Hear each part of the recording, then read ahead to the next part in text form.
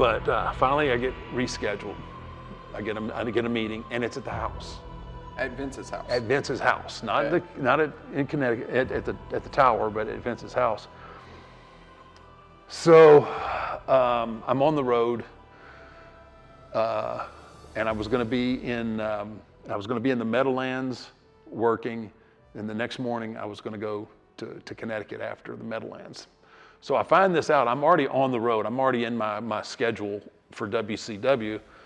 Now back then, like, I didn't have any money, didn't dress, I had Zubaz sweatpants, a tank top, Workout gear. Workout gear. That was I wore it. That's all I had, right?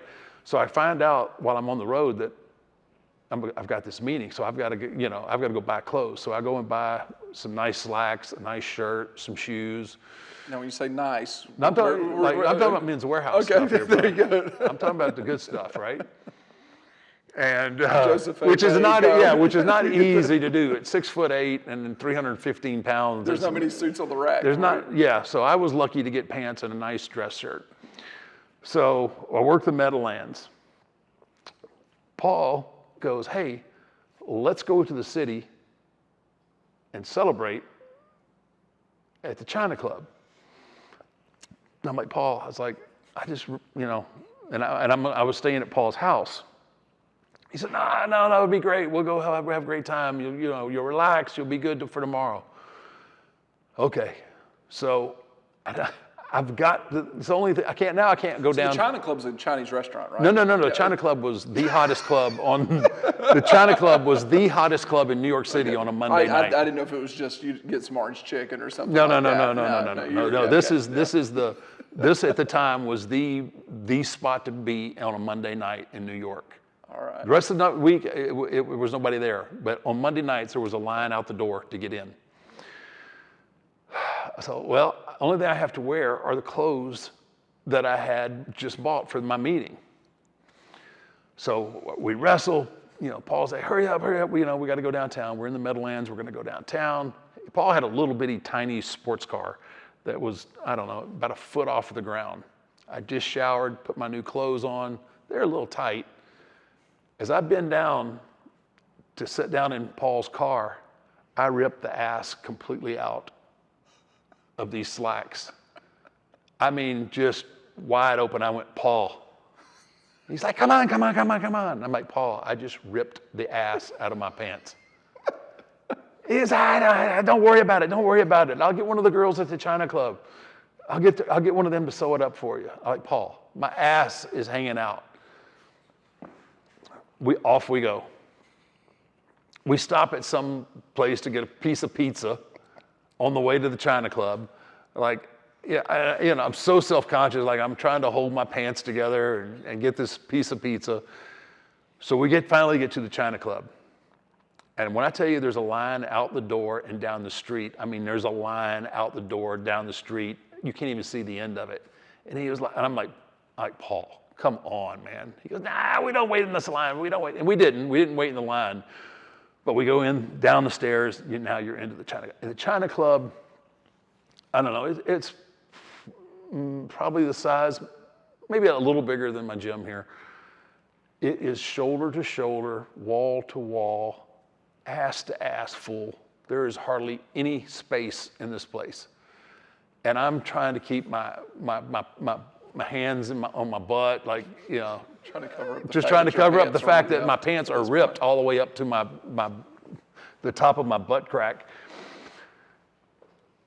Paul goes around to all these waitresses that he knows, and they're looking at him like he's got 6 heads. Like, they're so busy. Like, they got double trays. They're just full of drink. They got no time for my bullshit, right?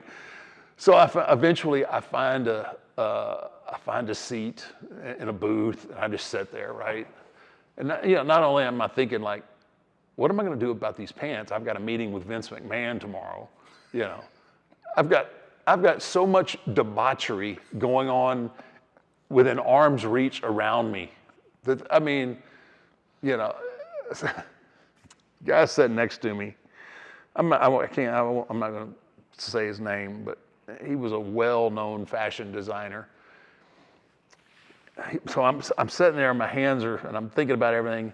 All of a sudden, this guy reaches over and he just pours a line of cocaine right on my hand. He said, it'll make you feel better. Never done cocaine in my life. I'm like, oh, thanks. And he turns around and starts talking to these incredibly beautiful women that, were models for him. I go, I dump it on the floor, like, what the, just completely trying to figure out how I'm going to fix these pains. All right, so we finally end up getting to the end of the night. We go back to Paul's house. I don't know, it's 2:30, 3 in the morning. Paul, you got needle and thread? Anything? It was his mom and dad's house. They were out of town, whatever. We finally find some needle and thread. I'd never sewn anything in my life. And I've got a hole in my pants that long. And I've never sewed anything in my life. So I'm trying to figure, and I've had a few cocktails at this point, and it's 3:30 in the morning. I'm getting picked up within a few hours. So I start, and I'm trying to sew these pants up. And I'm talking about, it looked like Frankenstein's revenge. I mean, it was so bad, but I got them closed. And there are gaps and puckers and strings poking out everywhere. So, but I got them together. So I'm sitting there. Finally, the car arrives at Paul's house.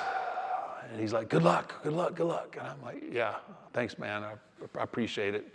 Head's pounding, boom, no sleep, smell like smoke. My clothes smell like smoke. Vince hates smoke. Vince hates smoking. Just great. So, traffic is horrible.